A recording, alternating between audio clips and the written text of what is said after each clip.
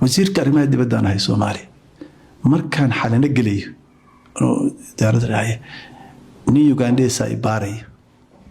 xalana waay Muqdisho caasimadii dalka wasiirka arrimaha dibadda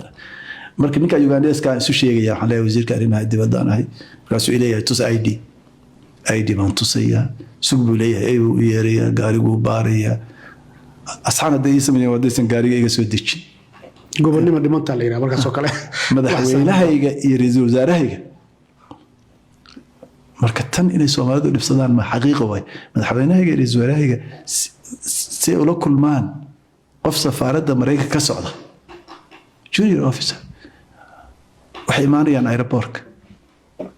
magaalada Xamar waa la xirayaa maxaa la yiraahdaa dadku dhan waa laga xiray maalintaas oo madaxdu iyada baabuur waaweyn iyo raacaan oo moogtahay laga ilaalinayo isqarxin iyo waxaas iyo balaayo dariiqada la xiray waa maqlaysaan nin safaaradda Mareykanka ka socda ayaa airportka ma u tagayo maxaa la yiraahdaa villa Soomaaliya ma u tagayo madaxweynaha iyo ra'iisul wasaaraha u imaanay yani taas marka waxa sabab soo joogta adiga madaxweynaha xafiiskiisa waxa furaha haya qofka ugu dambeeyo furaya iyo ra'iisul wasaaraha waa qof